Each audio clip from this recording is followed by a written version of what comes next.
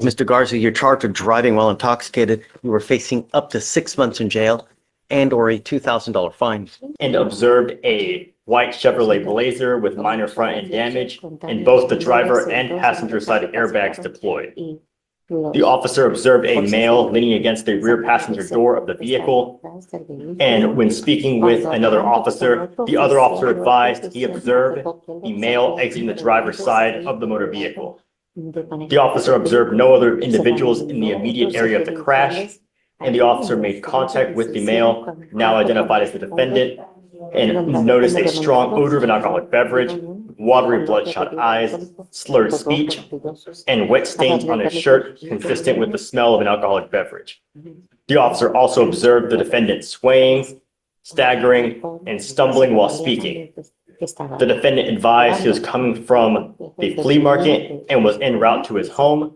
When asked how he crashed, the defendant stated, "I was driving and I crashed. I don't remember." The defendant also advised he ate at a restaurant and drank beers there. The defendant stated he had 4 to 5 Modelo beers at the flea market, and the officer observed a cold red cup in the center cup holder of the motor vehicle with approximately a quarter of liquid inside that smelled like tequila. The red cup had 2 limes inside.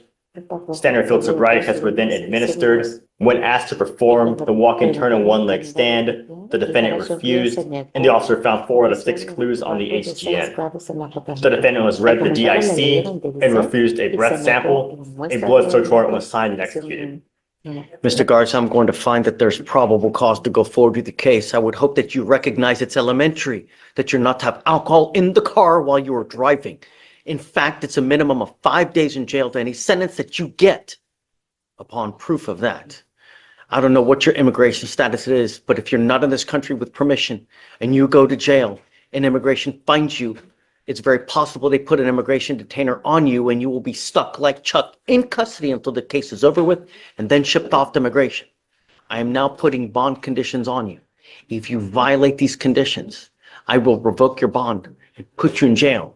And like I said, if you're not in this country with permission, you could be sitting in there for a very long time. I'm ordering you not to consume alcohol, illegal drugs, or unprescribed controlled medication. I'm going to randomly test you.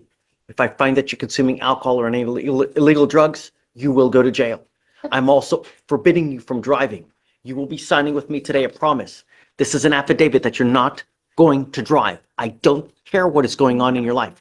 If I find that you do, I can have a contempt hearing. You can be facing an additional 6 months in jail and a $500 fine every time you drive.